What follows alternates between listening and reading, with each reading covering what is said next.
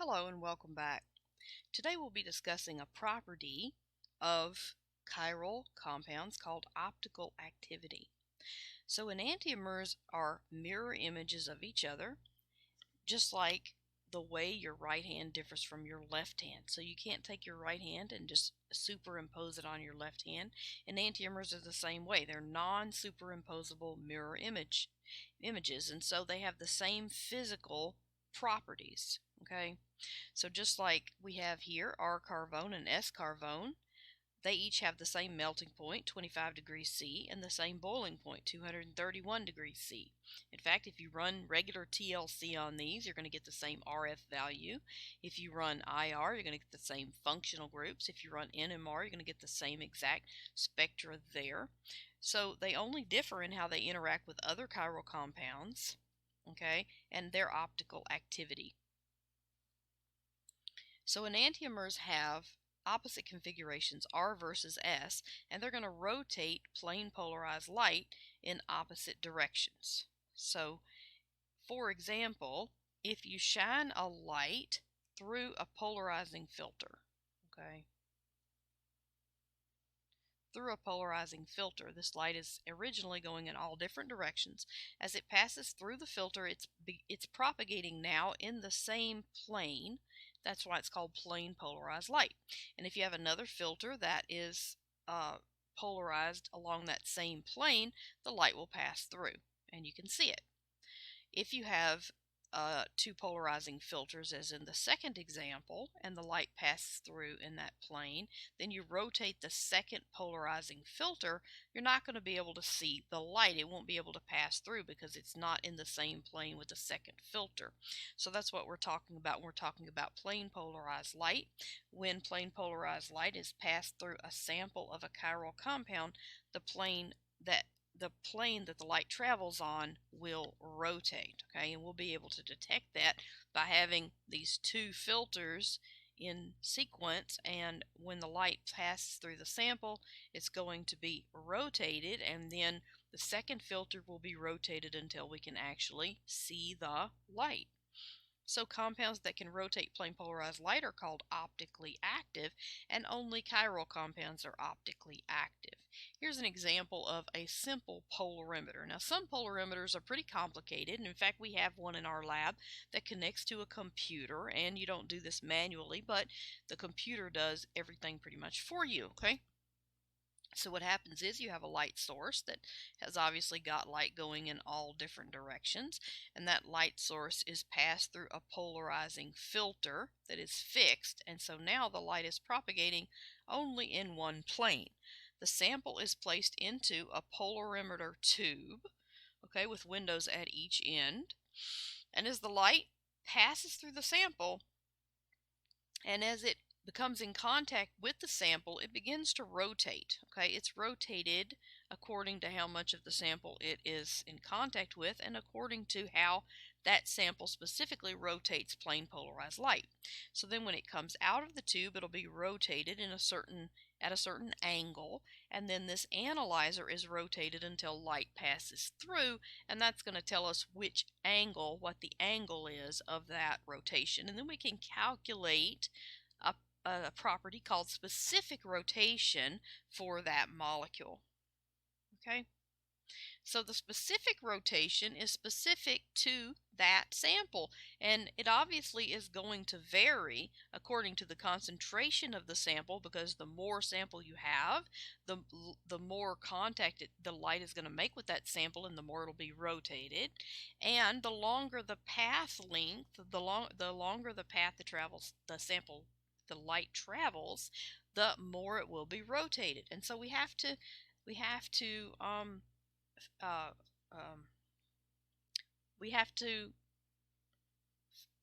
correct our numbers for concentration and path length. Okay, so we have to standardize our numbers so that we get a standard number for that sample, and that standard number is called specific rotation. Okay, generally those numbers are actually standardized to a concentration of grams per milliliter. So generally we're going to use 1 gram in 1 milliliter of solution. Okay, and the path length is going to be 1 decimeter for the light. So remember, 1 decimeter is equal to 10 centimeters. Okay, so even if those numbers vary, so if we don't use a gram and we don't use a milliliter of solution, we can correct for that by calculating our concentration in grams per milliliter. And if we don't use a path length of 1 decimeter, we can correct for that by changing the path length that we do use to decimeters and then putting that number right here on the bottom. So one thing that can affect our measurements is temperature and wavelength. Okay, so temperature can cause a wide variation in the angle of rotation.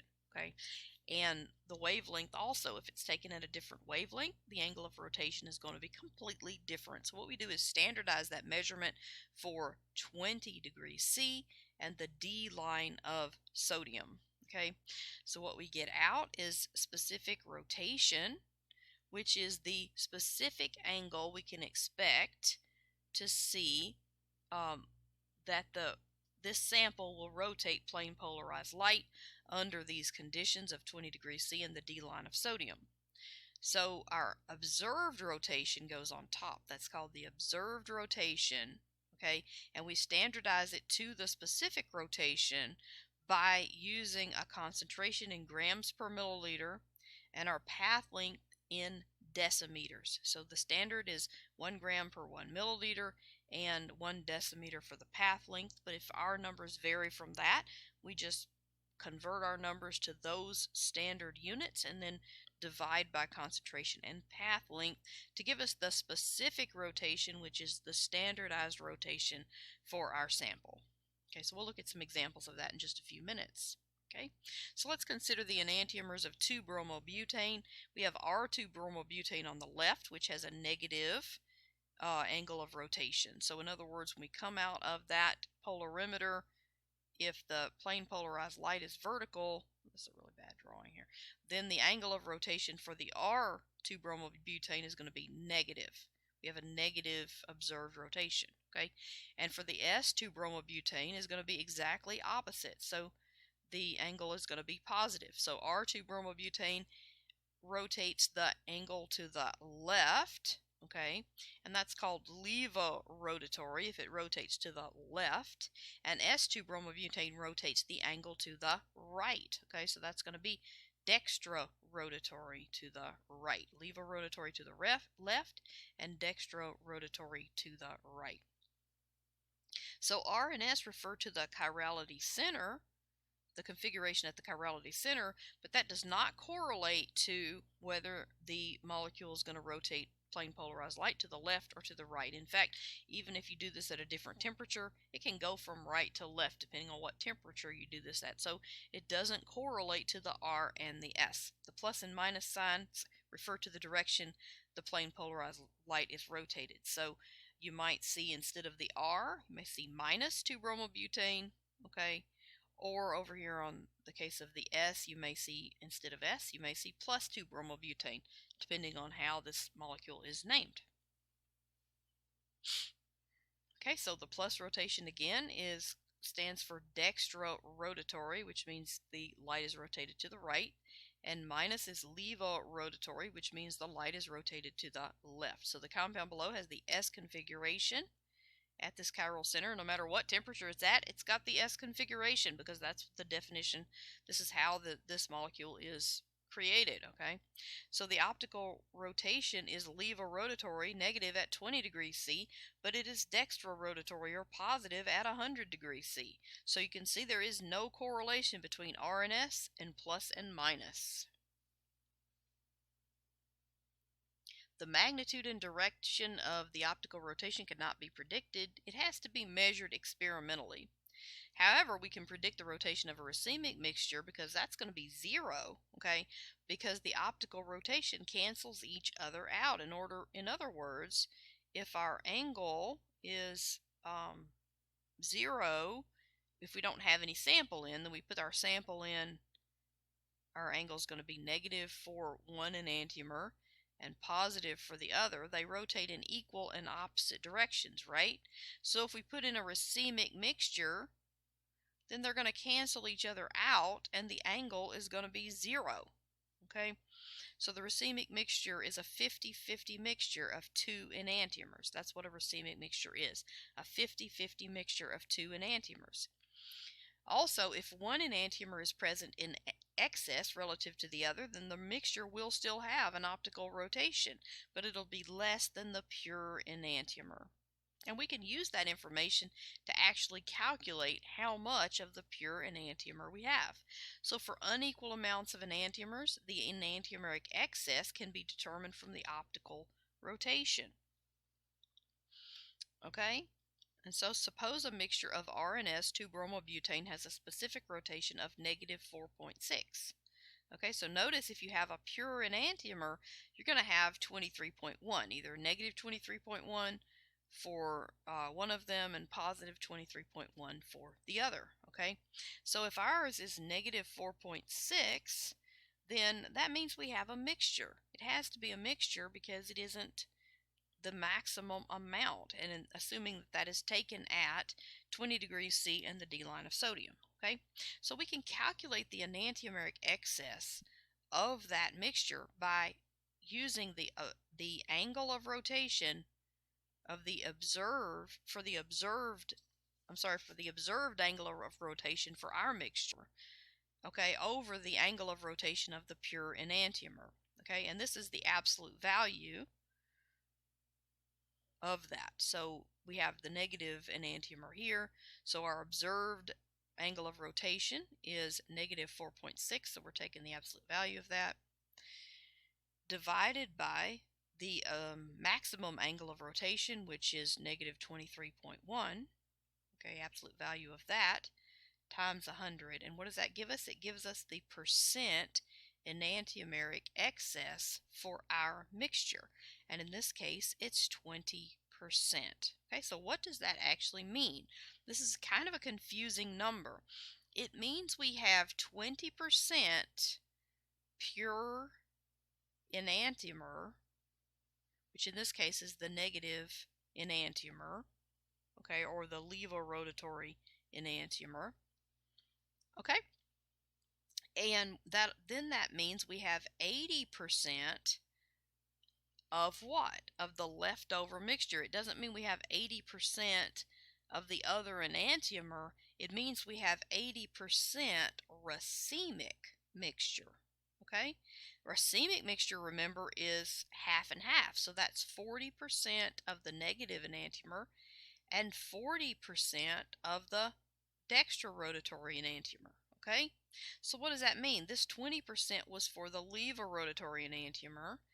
So that means we have 60% levorotatory or negative or 2-bromobutane and 40% positive or dextrorotatory 2-bromobutane. Okay? So let's do some calculations. First, we're going to calculate specific rotation. Okay, we're going to calculate specific rotation first, which is standardizing our numbers for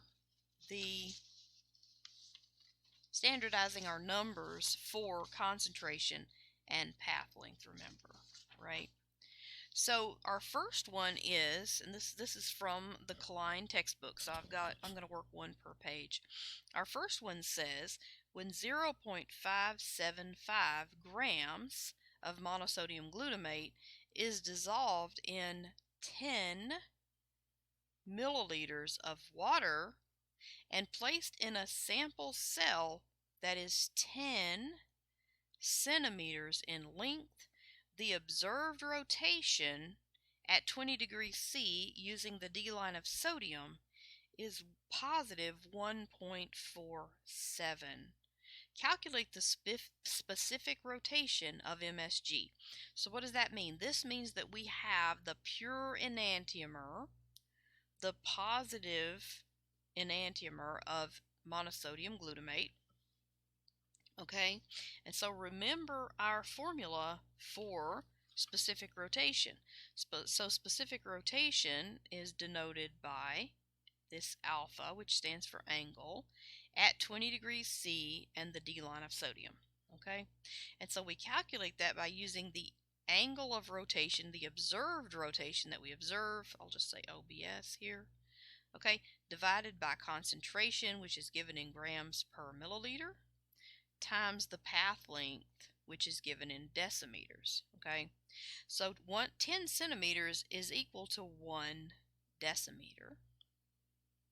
Okay, and 0.575 divided by 10 is equal, that's our concentration, is equal to 0.0575 grams per milliliter. Okay, so all we have to do is plug everything in. Our observed rotation is 1.47 divided by our concentration, which is 0.0575, and a lot of students forget to divide there, so make sure you don't make that mistake, grams per milliliter, times the path length, which is 1 decimeter. So remember, we've got to use the path length in decimeters. That's our units.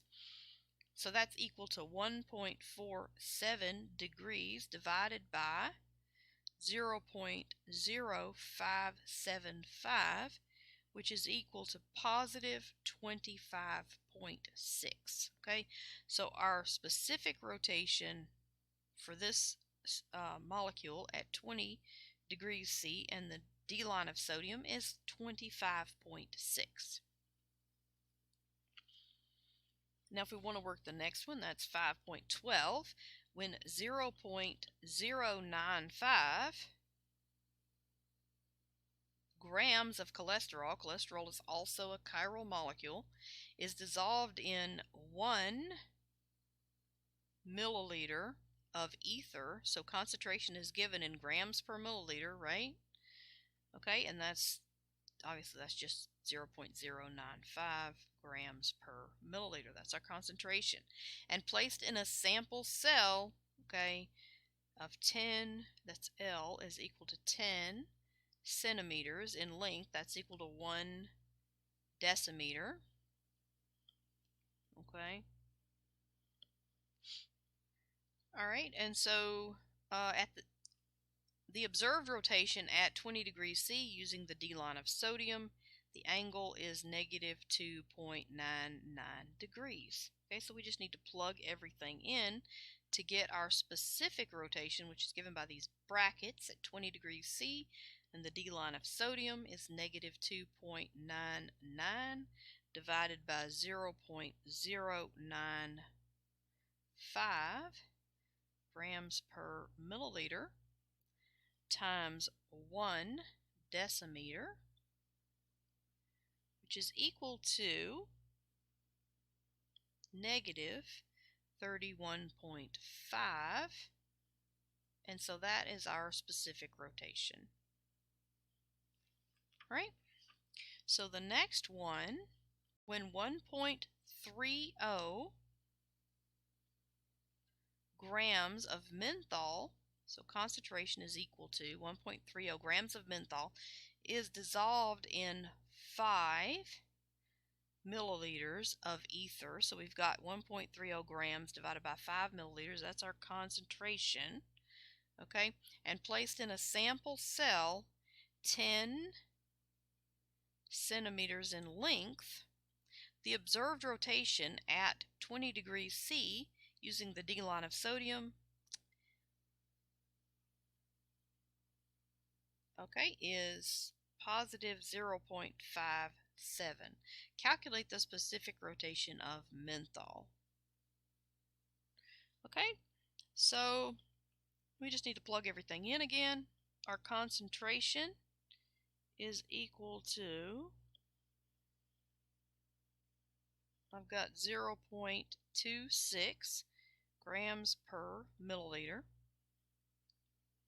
So our specific rotation at 20 degrees C, D line of sodium, is equal to 0.57 positive divided by 0.26 grams per milliliter times 1 decimeter, okay, which is equal to positive 2.19, okay, or approximately positive 2.2. Okay, and so that is our specific rotation for this system. Next, we're going to calculate enantiomeric excess. Remember, that is where we have an excess of one enantiomer over the other. So all the previous ones, we had the pure enantiomer. Enantiomeric excess, we have one enantiomer in greater concentration than the other. The specific rotation of L-DOPA in water at 15 degrees C is negative 39.5. Now, we don't care about the temperature as long as it's kept constant throughout the experiment, okay? A chemist prepared a mixture, so our specific rotation is negative 39.5. A chemist prepared a mixture of L-DOPA and its enantiomer, and this mixture had a specific rotation of negative 37. Okay, we're going to assume that's at the same temperature and the D line of sodium. Calculate the percent EE. Okay. So remember, percent EE is equal to the absolute value of the observed angle of rotation divided by the absolute value of the angle of the pure enantiomer, okay, times 100. So we've got the absolute value, and this one is the observed down here, of negative 37 divided by negative 39.5 times 100, okay, is equal to 94% EE. Okay, so what does that mean? That means we have 94% pure enantiomer plus 6% racemic. That means we have 94 plus 3% of the enantiomer we wanted, okay? Which is 97% of the pure enantiomer in this solution plus 3% of the other enantiomer, okay? Okay, so next we're going to do another one. The specific rotation of ephedrine in ethanol at 20 degrees C, the specific rotation is equal to negative 6.3. A chemist prepared a mixture of ephedrine and its enantiomer, and this mixture had a specific rotation of, so let's say specific rotation of the mixture is negative 6.0. Calculate the percent EE of this mixture. Percent EE is equal to the absolute value of the observed over the absolute value of the pure times 100, which is equal to negative 6 over negative 6.3 times 100, which is equal to 95% EE. Okay, so that means we've got 95% of the pure enantiomer plus 5% of the racemic mixture, which means we've got 97.5% of our pure enantiomer in the solution plus 2.5% of the other enantiomer. Okay? All right, we'll go ahead and work one more.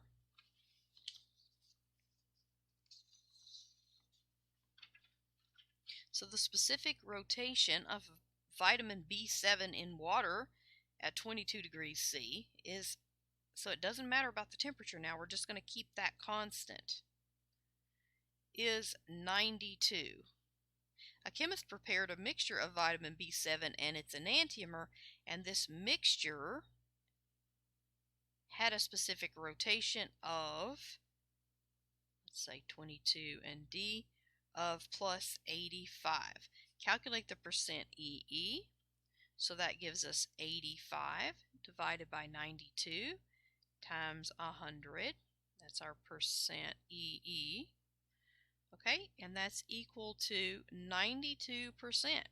That means we had 96% of pure B7 plus 4% of the other, 4% of the other, okay, because that means we've got 92%